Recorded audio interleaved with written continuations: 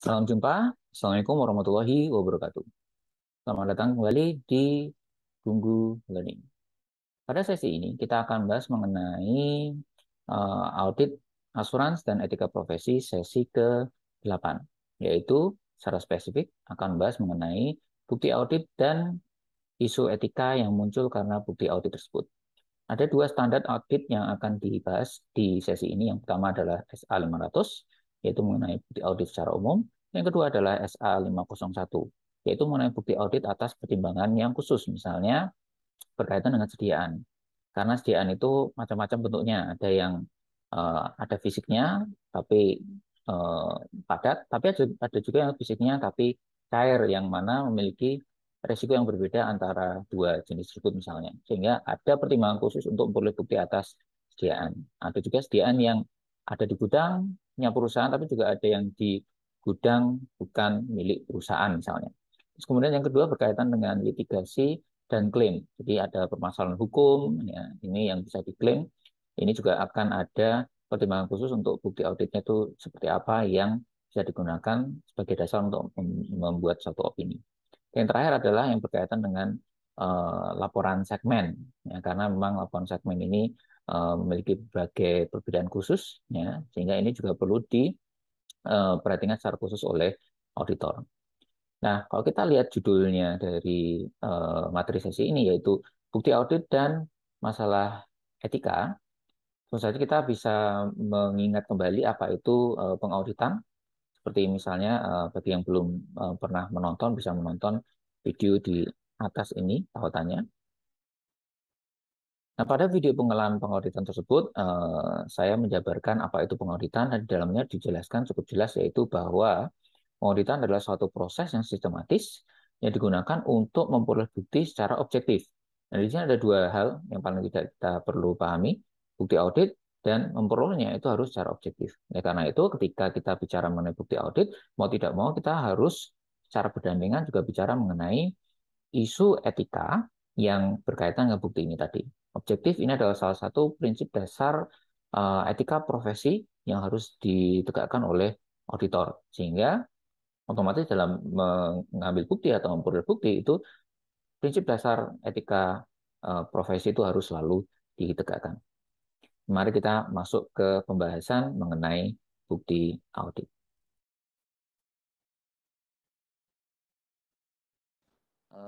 Sesuai di SA 500, di situ tidak disebutkan secara jelas, akan tapi eh, pada kalimatnya itu, di akhir kalimatnya itu dinyatakan bahwa bukti audit itu dibedakan menjadi dua macam, ya, seperti yang ada di pertanyaan kuis tadi. Yang pertama adalah catatan akuntansi, dan yang kedua adalah informasi lain.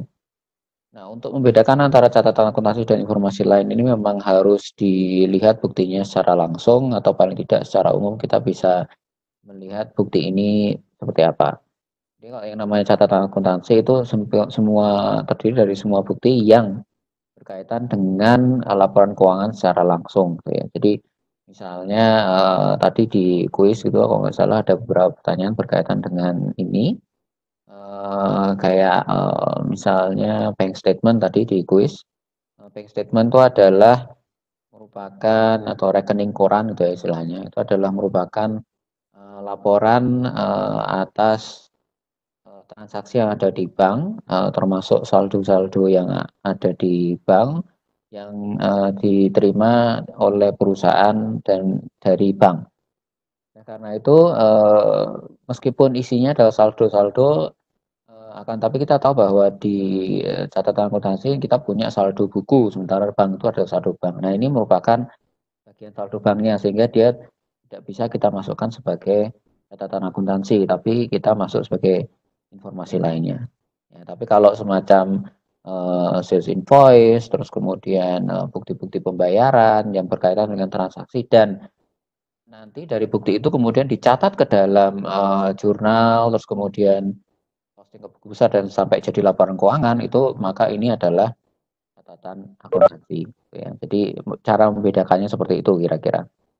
Oke, nah, itu untuk memahami terlebih dahulu bahwa bukti audit ini dibedakan menjadi dua tipe ini. Nah, Di banyak sumber informasi mungkin ada yang membedakan jadi banyak sekali macam gitu ya, tapi intinya hanya dua ini ya, yaitu yang satu adalah semua bukti-bukti yang nantinya akan dicatat di dalam jurnal gitu ya, atau istilahnya catatan akuntansi, dan bukti-bukti selain itu, intinya seperti itu. Oke, itu untuk bukti audit.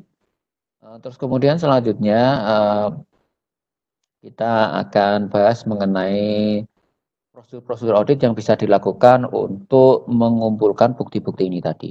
Ya. Nah, di beberapa pertemuan sebelumnya kita sudah membahas mengenai prosedur untuk penilaian resiko. Ya, jadi di dalamnya ada dilaksanakan misalnya permintaan keterangan kepada manajemen, jadi untuk memahami perusahaan gitu ya, memahami perusahaan dan lingkungan perusahaan itu sendiri gitu ya.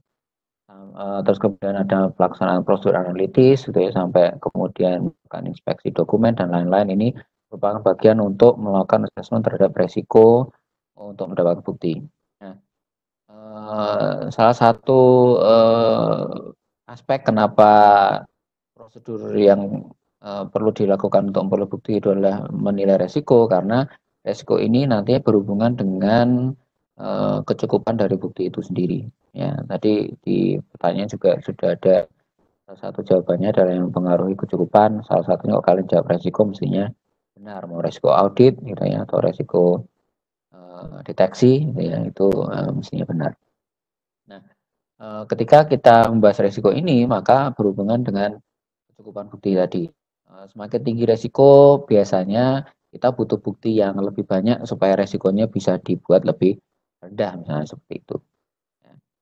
Oke, itu prosedur yang pertama. Jadi dengan melaksanakan prosedur-prosedur untuk menilai resiko, kita juga sekaligus menentukan kira-kira berapa jumlah bukti yang akan kita kumpulkan. Terus kemudian berikutnya itu adalah prosedur audit yang lain selain menilai risiko, yaitu yang terdiri dari tes pengendalian dan tes substantif. Nah, kedua prosedur ini jika kita laksanakan itu juga bisa dipakai untuk mengumpulkan bukti-bukti audit. Ya, mulai dari kalau kita melaksanakan tes pengendalian gitu ya, tidak hanya untuk memahami pengendalian internalnya, tapi eh, dengan memahami pengendalian internal, maka kita juga bisa akan memahami kira-kira bukti-bukti audit seperti apa yang kita perlukan. Ya. Kalau misalnya dari hasil tes pengendalian itu ternyata pengendalian internalnya itu efektif gitu, itu akan mempengaruhi kira-kira jumlah bukti dan kualitas bukti yang kita perlukan misalnya. Terus kemudian juga yang kedua adalah dengan melaksanakan tes substantif. Berbagai macam tes substantif termasuk tadi tes-tes yang mungkin juga sudah dilakukan di prosedur risk assessment, tes prosedur analitis itu juga salah satu tes yang bisa kita lakukan untuk tes substantif.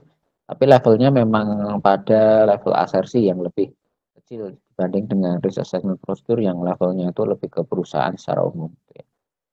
Nah, berapa contoh pelaksanaan risk assessment, tes prosedur, terus kemudian tes pengendalian maupun tes substantif itu ada di sini semua. Misalnya yang pertama adalah permintaan keterangan atau inquiry. Kita bisa meminta keterangan kepada manajemen dan itu bisa kita jadikan jadi bukti. Jadi misalnya kita meminta keterangan kepada manajemen baik sebelum atau sesudah kita memperoleh suatu bukti tertentu untuk lebih memahami bukti itu atau memahami suatu pengendalian atau dokumen-dokumen pengendalian. Semua keterangan itu kita dokumentasikan dan itu bisa menjadikan bukti audit yang akan kita pakai untuk pelaksanaan audit. Ya. Nah, permintaan keterangan itu juga tidak terbatas hanya kepada manajemen saja, tapi juga kita diperbolehkan untuk minta keterangan dari pakar atau istilahnya adalah pendapat-pendapat para pakar atau para ahli. Ya. Ahli manajemen bisa, ahli bisnis bisa, ahli yang lain bisa, dan pendapat-pendapat para pakar atau ahli ini bisa kita evaluasi dan kita jadikan sebagai bukti audit juga. Terus kemudian yang kedua itu yang tadi di risk assessment bisa dilakukan, di tes pengendalian bisa dilakukan maupun tes substantif dilakukan adalah prosedur analitis. Perusahaan itu adalah prosedur perbandingan, jadi kita bisa membandingkan antara angka-angka kuantitatif yang ada di dalam laporan keuangan, ya, atau yang kuantitatif di laporan keuangan maupun kuantitatif non keuangan, gitu, itu juga bisa kita perbandingkan, yang nantinya akan menghasilkan rasio-rasio, yang mana rasio itu bisa kita jadikan pertimbangan untuk jadi suatu bukti, ya. Jadi ini juga tetap bisa dipakai untuk mengumpulkan bukti. Yang berikutnya ini yang biasa kita lakukan di tes pengendalian, tapi juga di tes substantif juga bisa kita pakai, misalnya untuk melaksanaan observasi. Jadi kalau misalnya di tes pengendalian itu ya kita melihat bagaimana proses pengendalian itu berjalan dengan cara melakukan observasi. Bisa dilakukan menggunakan observasi secara terang-terangan, jadi memang memperkenalkan diri, kita auditor, kita melakukan observasi, atau kita melakukan observasi sembunyi-sembunyi, gitu ya. Itu dilakukan untuk melihat apakah semua prosedur pengendalian yang tercantum di dokumen itu benar-benar dilaksanakan oleh karyawan, misalnya seperti itu. Ya, jadi hampir sama ketika auditor internal melakukan monitoring. Terus kemudian selain tes pengendalian tadi juga bisa dilakukan untuk tes substantif, misalnya ketika kita melakukan observasi perhitungan persediaan, atau istilahnya melakukan observasi terhadap pelaksanaan stock taking misalnya. Nah, stock taking sendiri biasanya dilaksanakan oleh perusahaan mendekati akhir tahun atau pada saat akhir tahun atau akhir periode akuntansi. Nah, kemudian auditor bisa ikut untuk melakukan observasi bagaimana perusahaan itu menghitung misalnya persediaan yang mereka miliki, gitu ya. Atau auditor bisa melakukan observasi, saat ini sudah muncul berbagai dokumen baru yang memperbolehkan auditor dalam melakukan observasi itu menggunakan kamera atau istilahnya video imaging, ya, sehingga bisa pakai drone atau bisa pakai lewat CCTV yang bisa dikendalikan oleh auditor, yang nantinya akan bisa dipakai sebagai pertimbangan untuk memberikan evaluasi atas observasi stock taking misalnya seperti itu. Ya, jadi kalau kemarin itu baru istilahnya diajukan wacana, tapi dengan adanya situasi seperti ini akhirnya kemudian itu sudah bisa dijadikan bukti audit observasi melalui video imaging.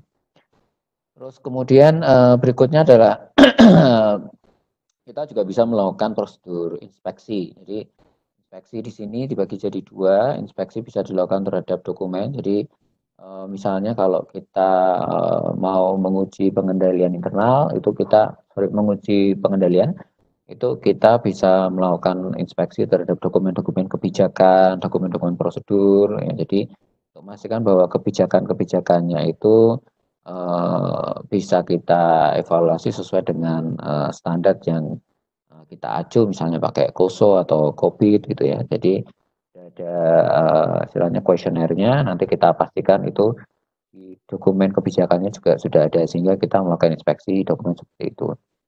Selain itu, untuk tes substantif juga kita juga bisa melakukan inspeksi. Jadi misalnya kita lihat di buku besar ada satu angka atau saldo, kemudian untuk memperoleh bukti atas transaksi itu kita inspeksi ke bukti-bukti transaksi, atau istilahnya adalah vouching, ya. Jadi itu bagian dari inspeksi dokumen. Jadi kita vouching ke bukti-bukti transaksinya. Atau kebalikannya, kalau kita ada bukti, kita cari bukti auditnya dalam bentuk laporan, misalnya jurnal atau buku besar, kita tracing ke pencatatan.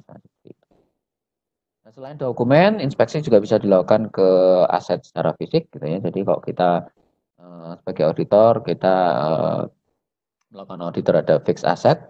Terus kemudian ada beberapa aset yang secara fisik itu memang harus dicek apakah layak untuk pakai, terus kemudian kapasitas operasinya sesuai dengan yang ada di laporan dan seterusnya, ya. Selain auditor melaksanakan sendiri, tadi juga ini bisa dibantu oleh pakar, di mana pendapat para pakar atau keterangan para pakar atas penilaian terhadap aset fisik pada saat melakukan inspeksi itu bisa kita jadikan bukti audit. Oke. Nah, berikutnya ada beberapa yang lain, misalnya dari kalkulasi. Jadi ini lebih cocok untuk dipakai pada tes substantif. Di performance ini bisa tes substantif, bisa tes pengendalian juga bisa. Jadi kita mencoba untuk melaksanakan kembali. Kalau rekalkulasi itu menghitung kembali, kalau reperformance kita coba prosedur-prosedurnya itu kita laksanakan sendiri gitu ya. Jadi mulai dari menjurnal, kemudian memposting ke buku besar yang mana saja itu kita coba laksanakan sendiri.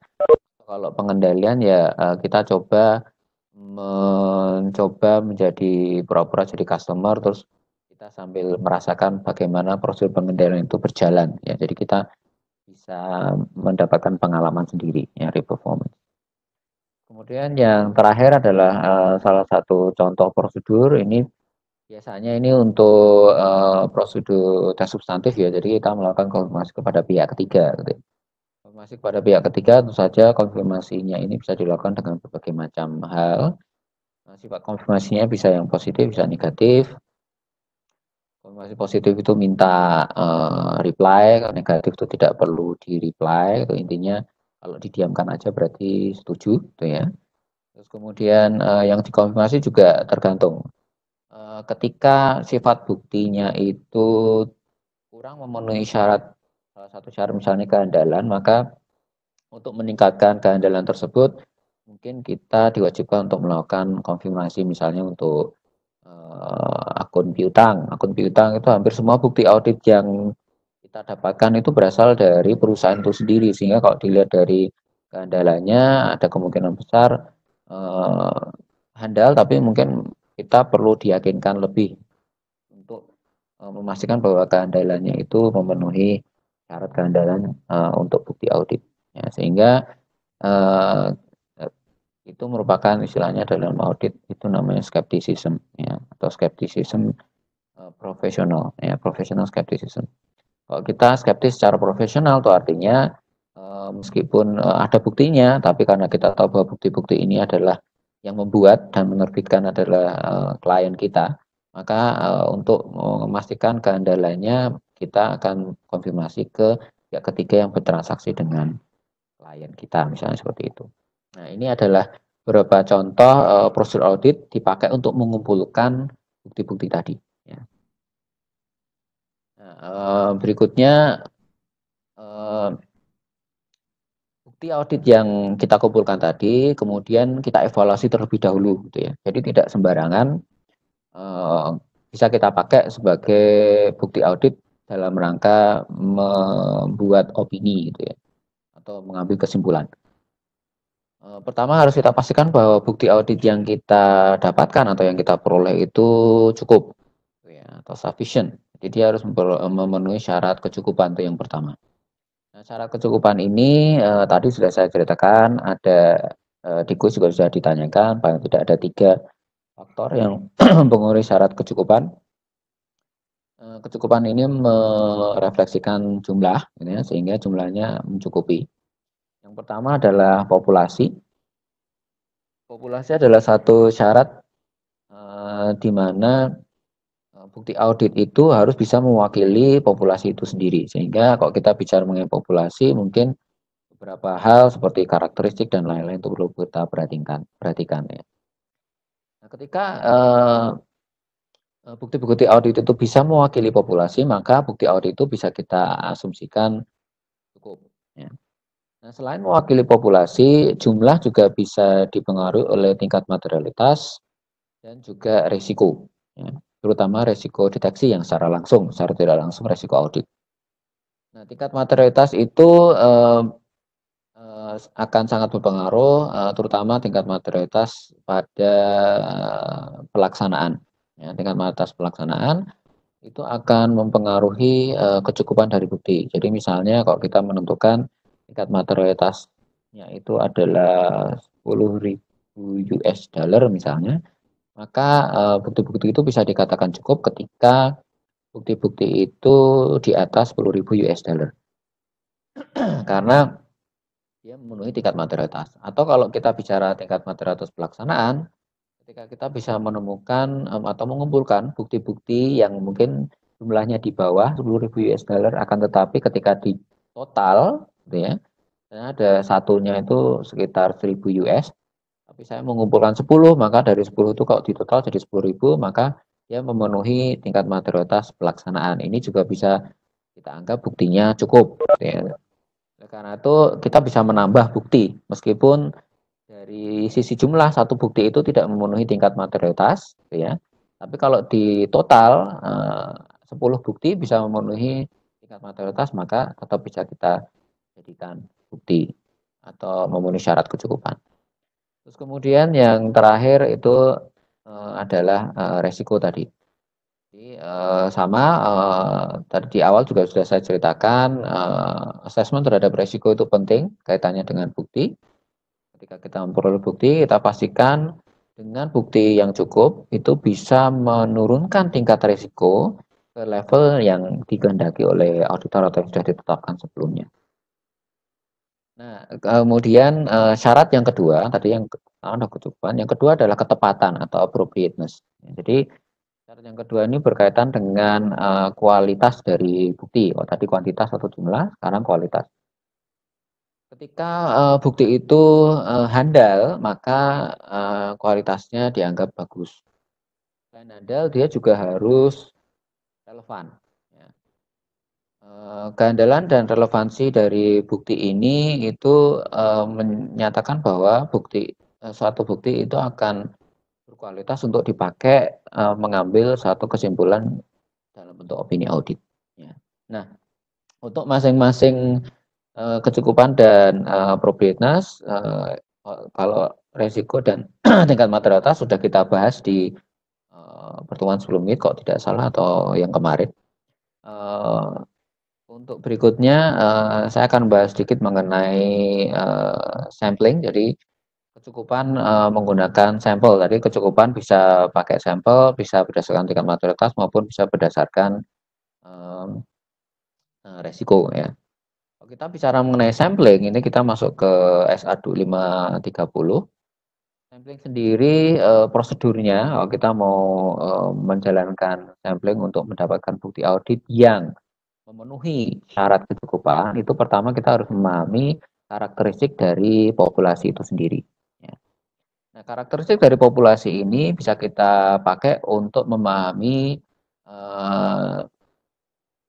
populasi yang akan kita pakai untuk pengambilan tes, baik untuk tes pengendalian maupun tes substantif. Ya, sebagai contoh misalnya ketika kita akan melakukan tes pengendalian, maka kita harus memahami kira-kira apakah pengendalian yang misalnya untuk satu kebijakan itu ada 100 prosedur. Otomatis kita mungkin tidak akan bisa melakukan tes terhadap semua prosedur tersebut, gitu ya. Baik itu melakukan observasi maupun re-performance atau bahkan inquiry, gitu ya. Atau inspeksi. Oleh karena itu yang bisa kita lakukan adalah mengambil sampel-sampel dari prosedur-prosedur tadi. Ya. Sehingga dari situ kita bisa mengetahui karakteristiknya untuk melakukan estimasi kira-kira nanti kalau misalnya saya mengambil katakanlah separuhnya 50 dari 100 prosedur, itu bisa tidak dengan 50 prosedur itu saya menentukan tingkat inefisiensi atau tingkat ketidakcukupan, gitu ya, efisiensi level. Kita bisa mengestimasi dari situ. Kalau tidak berarti sampelnya harus diperbanyak. Oke, berarti harus 80 prosedur dan seterusnya. Sedangkan untuk tes substantif biasanya itu untuk istilahnya pengelompokan.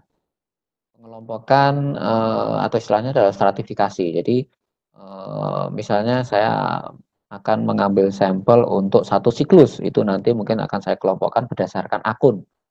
Akun ini sampelnya berapa, akun selanjutnya sampelnya berapa. Kenapa saya kelompokkan? Karena frekuensi transaksi dari masing-masing akun itu berbeda. Misalnya contohnya kalau kita bicara siklus penjualan, jika kita bandingkan antara akun penjualan dengan akun retur penjualan, itu otomatis pasti stratifikasinya berbeda karena karakteristiknya dia berbeda. Akun penjualan pasti populasinya jauh lebih tinggi karena frekuensi transaksinya lebih tinggi, sedangkan akun retur penjualan mungkin jauh lebih rendah dari itu. Nah, ini merupakan stratifikasi. Perlu kita pahami karakteristik populasi, salah satu contohnya itu adalah untuk itu. Kalau kita sudah paham karakteristik populasi, berikutnya baru kita mencoba untuk memahami karakteristik dari penyampelan, gitu ya. Karakteristik dari penyampelan bisa kita pahami dengan cara melihat unsur-unsur yang akan kita pakai untuk sampling itu sendiri. Ya, jadi misalnya jelas sampling itu tergantung dari jumlah, tapi jumlahnya bisa berdasarkan jumlah buktinya itu sendiri atau jumlah fisik dari bukti. Jadi kita mau mengambil jumlahnya cukup atau enggak ya dilihat dari jumlah buktinya. Misalnya ada 100 transaksi, maka kira-kira 75 transaksi itu mencukupi untuk sampling misalnya. Atau yang kedua itu adalah berdasarkan jumlah mata uangnya yang tertera atau saldo yang tertera di masing-masing transaksi tadi. Misalnya total transaksi itu kalau dilihat dari jumlah moneterinya ada 100 miliar dolar misalnya. Sehingga kita cari bukti-buktinya tidak hanya berdasarkan tadi 75 bukti, tapi bisa aja kita dapat hanya 50 bukti dari 100 transaksi tadi. Tapi kalau berdasarkan mata uangnya itu sudah mewakili misalnya 75% dari total jumlah transaksi dalam bentuk mata uang, misalnya seperti itu. Sehingga dengan memahami karakteristik penyampelan ini kita bisa menentukan nanti atau melakukan perencanaan samplingnya bagaimana. Berdasarkan jumlah atau berdasarkan jumlah uang, misalnya seperti itu. Terus kemudian berikutnya setelah kita paham karakteristik populasi dan sampel, baru kita tentukan prosedurnya bagaimana. Mau pakai prosedur statistik atau non statistik. Proses statistik dan non statistik ada kelemahan dan kelebihan masing-masing. Proses statistik misalnya jelas kita menggunakan sampel berdasarkan statistik, simple random sampling, stratified sampling, gitu ya, dan lain-lain. Purposive sampling dan seterusnya seperti pernah dipelajari di matrikulasi mestinya. Non statistical ini kita bisa berdasarkan perbandingan misalnya dibandingkan dengan audit tahun sebelumnya gitu ya. Kita tidak perlu menghitung secara statistik, audit sebelumnya menggunakan sekian gitu ya. Atau didasarkan industri ini transaksinya sekian, kita pakai sekian. Atau non statistical juga bisa berdasarkan professional judgment oleh auditor. Jadi auditor bisa menggunakan professional judgment mereka untuk menentukan kira-kira gitu ya jumlah-jumlah tertentu karena misalnya secara kualitatif akun-akun tertentu itu tadi kita bicara mengenai apa namanya population karakteristik gitu ya akun dan sampling karakteristik akun-akun tertentu itu tidak bisa secara langsung kita tentukan secara statistik sehingga kita menggunakan metode atau prosedur non statistik ya. Jadi auditor menggunakan professional judgment. Nah, berikutnya adalah karena kita menggunakan sampling, maka otomatis akan muncul adanya resiko, di mana kesimpulan yang kita ambil atau bukti yang kita dapatkan dari sampling itu bisa terlalu istilahnya terlalu tinggi atau terlalu rendah. Ya, intinya terlalu banyak atau kurang, gampangnya seperti itu. Nah, itu adalah resiko. Bukti yang terlalu banyak atau kurang itu akan bisa mempengaruhi kalau misalnya gini, kita dapat satu bukti yang terlalu banyak, otomatis kita cenderung akan mengambil keputusan berdasarkan bukti yang terlalu banyak ini tadi. Sehingga istilahnya adalah keputusan kita berdasarkan informasi yang over seperti itu. Ya, sehingga kesimpulan kita mungkin tidak menggambarkan fakta, yaitu menggambarkan populasinya itu sendiri. Gitu ya. Tapi bahkan di atas itu. Itu. Atau sebaliknya, kalau kita resikonya terlalu sedikit, maka otomatis bukti yang kita dapatkan itu mungkin ketika kita mencoba menyimpulkan dari bukti yang kita dapatkan terlalu sedikit, itu ternyata kurang. Sehingga under, gitu ya. Jadi kesimpulan kita itu di bawah dari bukti yang seharusnya kita lakukan. Oleh karena itu berikutnya kita harus melakukan evaluasi terhadap hasil sampel yang kita dapatkan tadi. Ya. Ya, evaluasinya ini kan baru kecukupan gitu ya. Evaluasinya tentu saja berikutnya dilakukan terhadap kecukupan sampel itu sendiri. Ya. Istilahnya adalah sensitivity analysis. Apakah dengan jumlah ini dia bisa dipakai untuk mengambil satu kesimpulan atau tidak seperti itu. Nah, Nah, selain itu kalau evaluasi terhadap sampling itu kan bicara mengenai kecukupan, maka berikutnya kita harus memastikan selain cukup, buktinya itu juga harus tepat. Kalau tidak cukup dan tepat, maka bukti itu tidak bisa kita pakai untuk mengambil kesimpulan di dalam pelaksanaan audit. Jadi harus dua-duanya, cukup dan tepat. Kalau hanya cukup tapi tidak tepat, tidak bisa. Kalau hanya tepat tapi tidak cukup juga tidak bisa. Nah, kalau kita bicara mengenai ketepatan, itu paling tidak ada dua faktor utama yang mempengaruhi ketepatan bukti audit, ya, yaitu kehandalan dan relevansi atau kesesuaian. Kalau kita bicara mengenai kehandalan dan relevansi, ini sebenarnya juga bisa dipengaruhi oleh tadi istilahnya kalau tadi ada non statistical menggunakan audit professional judgment, di sini juga bisa ketika kita menentukan kehandalan maupun kesesuaian dari bukti itu menggunakan professional judgment juga bisa. Nah, untuk menentukan reliabilitas atau kehandalan itu paling tidak ada beberapa faktor.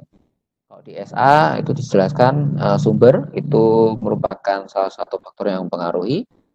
Sumber itu maksudnya pihak ketiga itu lebih handal daripada sumber dari pihak pertama. Nature itu eh, sifat dari bukti itu sendiri. Ya, misalnya sebagai contoh, kalau buktinya itu istilahnya dapat dipercaya secara langsung karena kita mendapatkannya secara langsung, auditor langsung dapat bukti itu tanpa melalui perantara gitu istilahnya. Maka ini juga akan meningkatkan kehandalan dari bukti itu sendiri. Kondisi itu juga sama, di mana ketika bukti itu bisa dilihat secara langsung oleh auditor. Jadi sebagai contoh tadi kita bicara mengenai satu pemerolehan bukti menggunakan prosedur observasi tadi ya. Meskipun menggunakan drone, tapi drone itu image-nya itu online seperti sekarang kita kuliah itu online gitu ya, dan apa namanya up to date secara langsung, artinya tersinkronisasi secara langsung.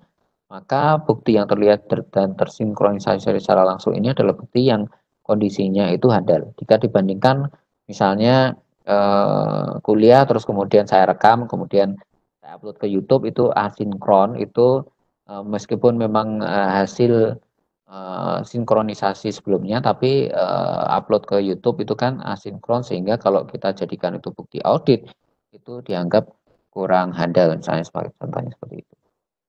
Kemudian yang terakhir adalah pengendalian internal. Intinya, kalau nggak salah juga bagian dari salah satu pertanyaan kuis.